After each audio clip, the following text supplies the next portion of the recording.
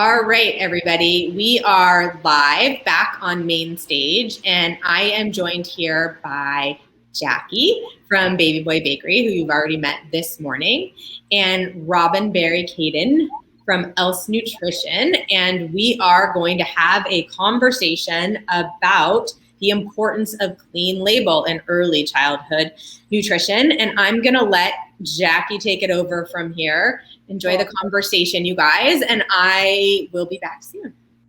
Well, I want to, again, welcome everyone. I'm so excited to be here with you, Robin. Me too. Thank you. Kind of am wrapping my head around Else Nutrition, and I'm really excited to learn more about it from you and just learn about you and your business more. And so a little bit about myself, even though this is not about me at all. Everything I do is geared towards food and family. They're like the two most important things in my life, obviously, as most of us. I do want to say that we're very much like our family loves to indulge. So like I'm really excited about this conversation because we do have like healthy foods in the house and healthy routines, but we also, we really strive for that indulgence. And we mentioned this morning in our morning video that we never go to bed without eating something sweet. So I'm just excited about this conversation. So without further ado, this is Robin Barry. She is a registered dietitian and nutritionist. And why don't you take a moment to introduce yourself and tell us about your business? So hi, my name is Robin Barry-Caden. I am a registered dietitian and personal trainer for 20 years. Every time I say that, it makes me feel really old, but so be it. I have a 6-year-old and a 9-year-old, 2 boys. I live in Westport, Connecticut, and I have been working and living in New York City the past 20 years. I went to Cornell undergrad, Columbia grad. I worked in the hospitals, I worked for an endocrinologist, and when I got pregnant with my first baby boy, I decided to take and consolidate everything and just work for myself in 100% private practice. Wow, that's awesome. That is so cool. Okay, so I guess because did you start your practice before you were pregnant or after? So what happened was I was in grad school at Columbia for nutrition. And while I was doing that, I was also a personal trainer. Wow. So as I started taking my personal training clients outside of the big gym I was working for and just working for private, people started asking me like, oh, you're a trainer, you're in school for nutrition, will you counsel me? And I got my RD a year before I finished grad school. So I was a registered dietitian, I was a personal trainer. I started taking on clients immediately. Right. And then I started working back in the day, nutritionists, when they graduated college, everyone worked in the hospital. So to get like a lot of experience and see everything clinical. And actually that leads to kind of towards where we are today. I have always enjoyed working with children. Yeah. So when I was 11, I was babysitting. I was a student dance teacher. I danced my whole life. I was a camp counselor. And when I graduated school and I got a job at a hospital, Beth Israel Medical Center in New York, when my boss asked who wants to cover me in peds, I was like, everyone's like, no, everyone's scared of peds. I'm like, I want to do it. Like, I want to work with the kids. So fun. Yeah. So I learned from her, and eventually I became the in and outpatient pediatric dietitian for Beth Israel Medical Center for a bunch of years. And I absolutely loved it. So in that role, I worked with children in the ICU. I worked in the epilepsy unit. I worked with kids that were just failure to thrive or picky eaters or allergies. I saw more of that side in the clinic, but I really enjoyed it. I enjoyed it so much that I also worked for early intervention, which is, I don't know what they call it in California, but it's birth to 3, New York City state funded programming for kids with developmental delays.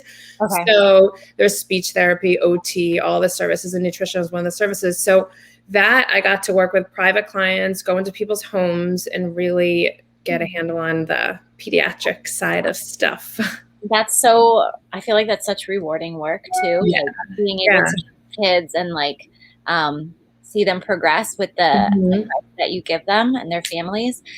Okay, so that you're very experienced, I feel like.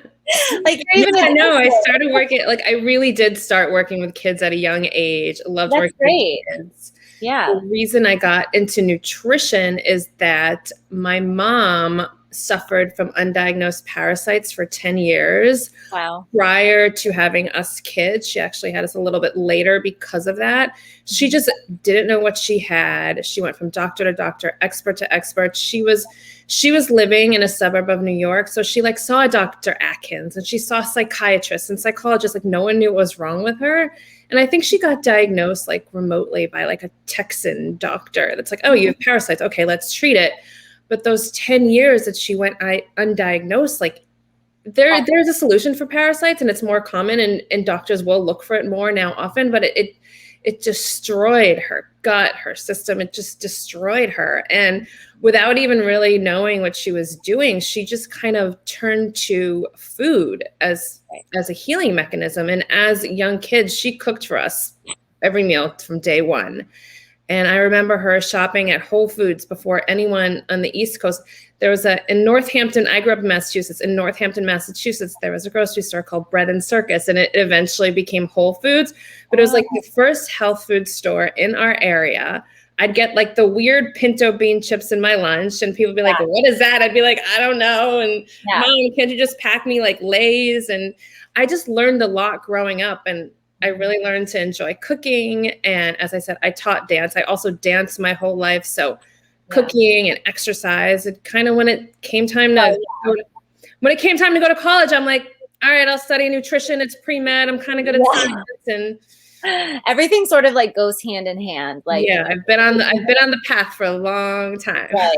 I love your quick little story about your lunch because my mom was also the same way. She was a health nut. She didn't have any issues or food allergies, but that's just how she raised us. And I remember specifically having blue corn chips in our lunch and people like making fun of those. They were weird. Yeah, so weird. So you're passionate, I can tell, about kids and nutrition. And I want to know, is that kind of what led you to work with Else Nutrition? And then I also want you to tell us a little bit about Else Nutrition because it blows my mind. Of course. Oh my God, I know. And I wish I knew about this sooner. Oh my God. Well, there wasn't much sooner to know about it. So you're good.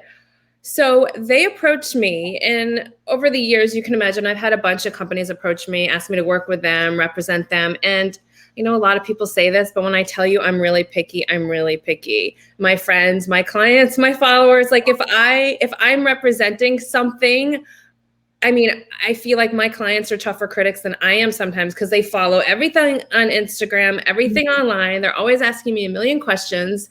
So I'm like, when I represent something, I better really believe in it. So what happened was in my mind, it's kind of totally coincidental. When I had kids and I needed a formula backup, an infant formula, I looked and I searched and I talked to colleagues. I'm like, what am I using? What can I use? What are my options? And at the time, and this was 10 years ago, because my son just turned 9, there was 2 formulas on the market that were organic. There was Earth's Best, and there was Baby's Own, I forget. And just when I had decided I was going to try the Baby's, I think it's Baby's Own. I apologize if I'm getting the name wrong. Right. But they took it off the market for arsenic poisoning. So I'm like, okay, this is the one I'm going with. Yes, there was arson found in it. It was all over the news at that time. I'm like, all right, there's one that's organic.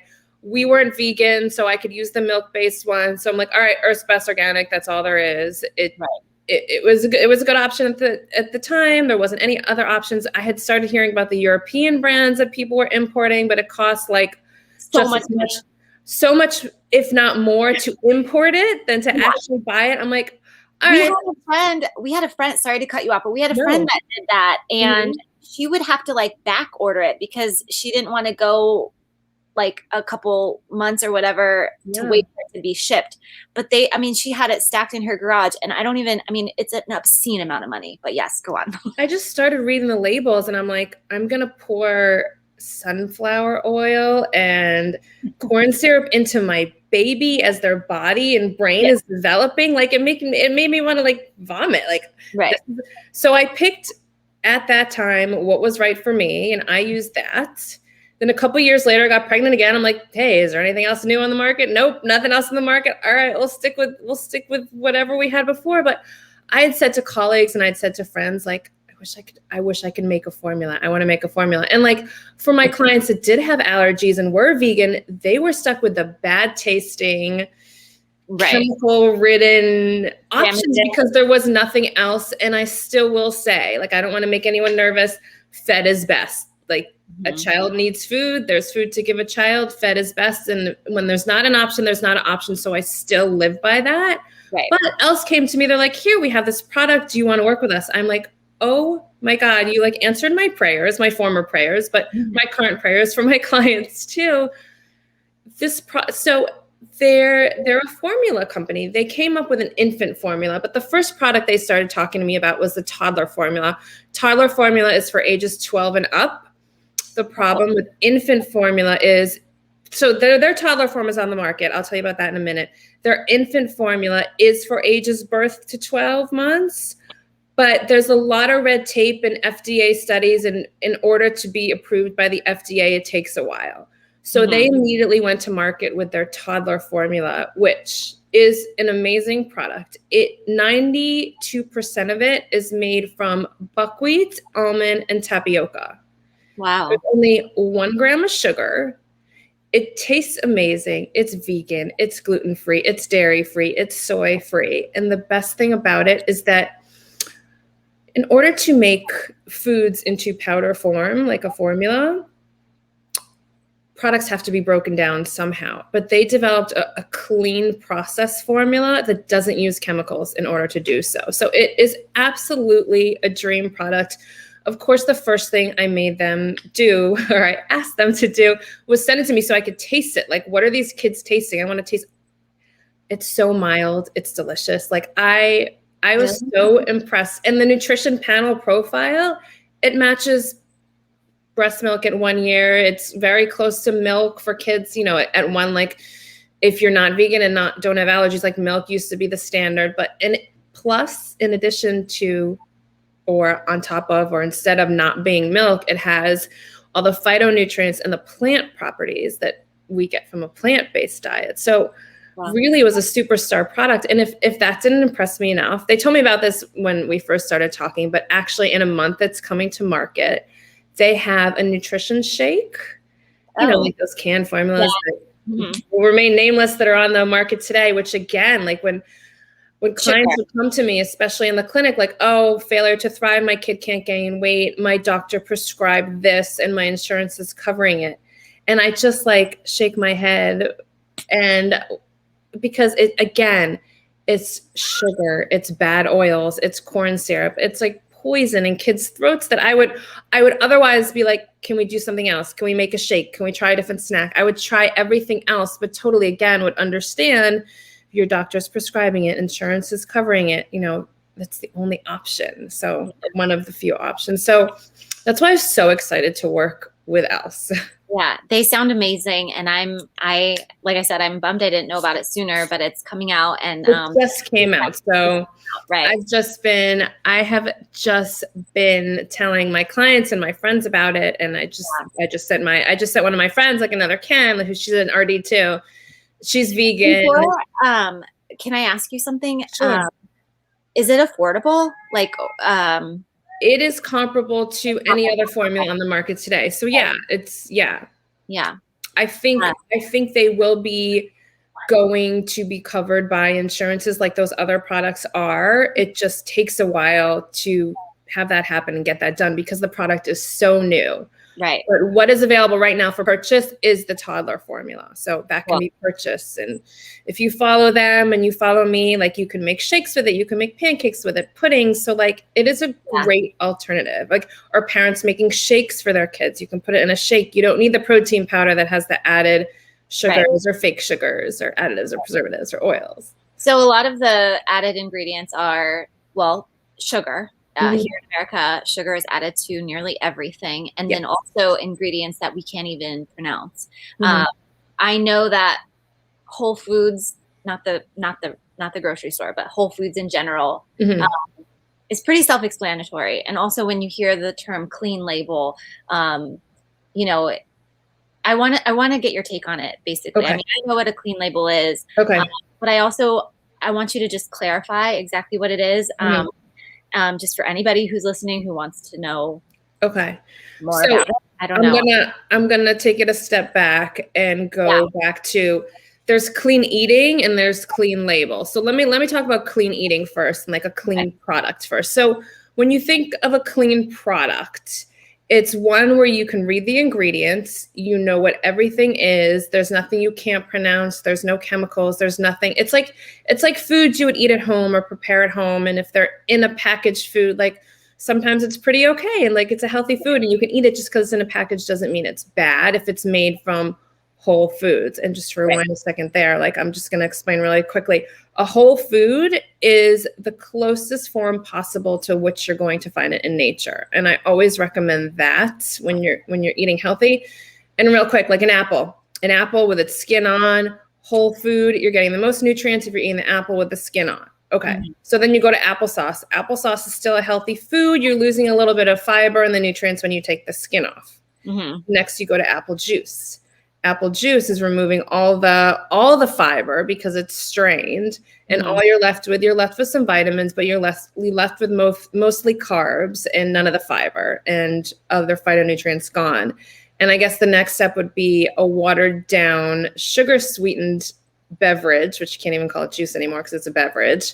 Right. And then the next step after that would be like a gummy or like a candy that's apple flavored. So like that's the progression of whole foods to processed foods. Just like a really quick example with an apple. So when something's clean, so like applesauce is still clean. Apple juice is still clean. It's not like bad, but what type of processes are they using to remove the parts? What are they putting, what type of container are they putting the apple juice in? So going back to what does clean label mean? So everyone's familiar by now with USDA organic and like that green symbol that you find on a package. Like everyone knows it's organic. There's supposedly no antibiotics, no hormones, no pesticides used in the product. But unfortunately, I'm sure many of you have seen the hype about the baby food companies in the news and how there's not so healthy stuff found in them. Well, the Clean Label Project goes above and beyond what the FDA accepts for heavy metals, pesticides, and plasticizers. What they do is they go to the retail market, they buy the product, and they test the retail product. They're not testing, like it's not just okay for the Clean Label Project if the apples were grown organically, because we don't know what happened. Like the USDA checks out the farm. The USDA only checks out the farm. They don't check out the final product. The Clean Label Project checks out the final product and makes sure that the levels are way low. So what happens is if you grow an organic apple, peach, and melon, and they're organic, great, stamp of approval, it's organic, the product's organic. However, if they each have levels that are just below the level that the FDA requires, and you mix them all together, then that level's higher. Then guess what? They're in a plastic container, and the plastic that the food sits in is starting to leach into the product as it's in the back of a truck, too hot, not air conditioning, sitting back there. And before it gets to your child as a food product, it does have the chemicals and it has everything you didn't want in it. So that's coming about more, and people are finding out more about that. But to go beyond that, the next step with this Clean Label Project, when, as I kind of mentioned before, when products are developed and like, okay, so Else has tapioca, buckwheat, and almonds in it, but how do you make those whole foods into powder? Well, there are processes that use like a chemical called hexane, and you don't want those chemicals in a product that you're going to feed, especially your child or yourself. And Else has received an award from the Clean Label Project because their processes are so clean. They use none of the chemical solvents, and it's just such a pure product. So to go above and beyond all the wonderful benefits I've already mentioned, there's now this. that makes an even better product. That's awesome. I'm curious to know how they make it a powder. So they use water and heat, no chemicals. Yeah. It's also frustrating because it's like, why can't everyone do this? You know, I don't know. Cost. Money. Yeah, exactly. Yeah. Okay. That's really interesting. Yeah. Overwhelming, I think. I've learned so much just working with them about, oh gosh, I think of everything like, oh God, I shouldn't be eating that. I shouldn't be eating that. It just goes back to the cleaner you eat, the closer you eat something to the way it's found in nature, the better it is. Yeah, that's huge. And okay, so I do want to, we have some time left. I want to ask you, I have 2 questions actually. Sure. I want to know, I guess this goes hand in hand. So I want to know what your best advice is for families that want to stay healthy, especially during this time where the world is kind of like upside down. But I also want to know what you would advise for families like ours who, I mean, I guess just balance is best. Like, but we like to indulge in foods that are considered bad for you, I guess. I guess what I'm asking is that okay? Okay. In the long run? All right, I'll answer your first questions first. And to stay healthy, especially during this time, number one, if you can buy organic, clean, plant-based, whole foods as much as possible, or support local farms or local restaurants, do that. Know where your food is coming from.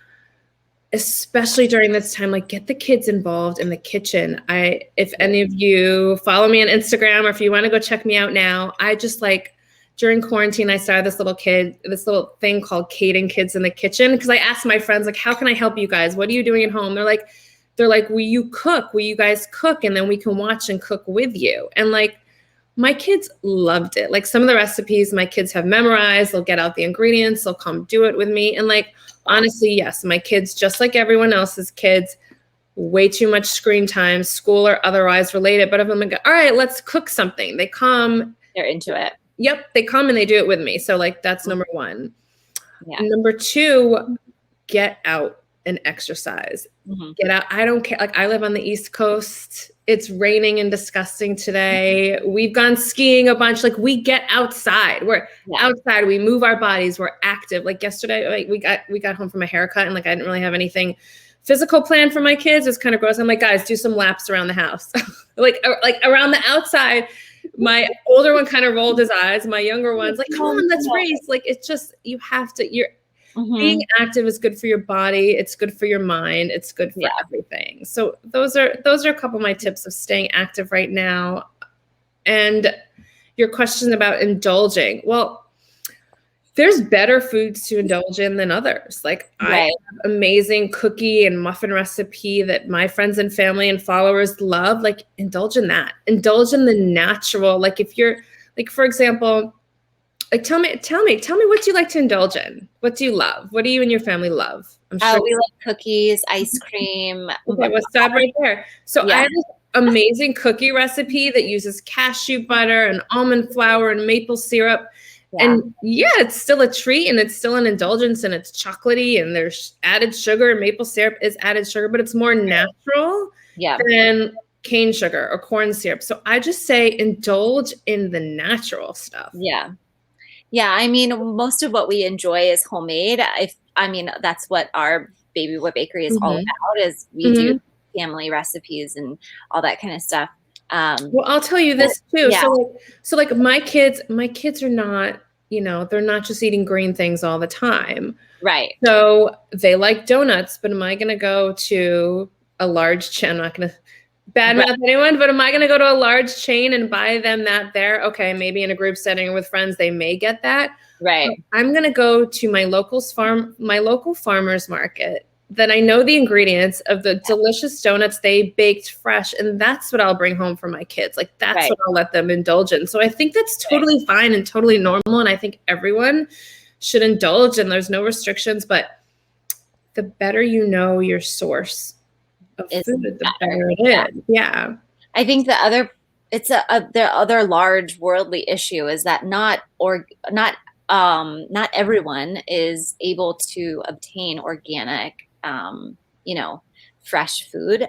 There's like big time food deserts here in the United States. And, Definitely. I know we're running out of time, but Yeah. I would love to get your insight on that too. If Of someone course. were to come to you and say, I do want to do this, this and that, but I can't because where I live, or I have to drive, almost an hour to get to a grocery store that offers those kinds of items. Again, it goes back to fed is best. Yeah. And the more close, like I'm good with frozen veggies and canned beans, like whatever you can get, as long as it's more close to the way the food is found in nature, the better it is. And you can definitely do that on a budget or a food desert or frozen, canned, packaged, jarred. You can do it. I can help anyone eat healthier. Right. Exactly. Sure. And then in your chat after this, shortly after, you're doing a Q&A over back on Hopin, or sorry. Definitely leave your ways that we can find you, and also that recipe. I want to know that cookie recipe. My cookie recipe. Yeah, I'll send it to you directly. It's on my Instagram. Okay, awesome. Well, it was a joy talking to you, learning about Elle's Nutrition. I adore you. I think this is really fun, and I'm excited. I love meeting new people, and I love anything about food. Me too. You're inspiring for sure. So thanks for this. Thank you. Thank you. Thank you, guys. We appreciate it. As I know Jackie mentioned, we'll be in Q&A now in the sessions area, so you can leave questions there. We can continue the conversation there a little bit as well. And then you've also let everyone know how to contact you, so I'm sure they will find you and follow up. Thank you again for your time, you guys. And we'll see everyone back soon. All right. Bye. Bye.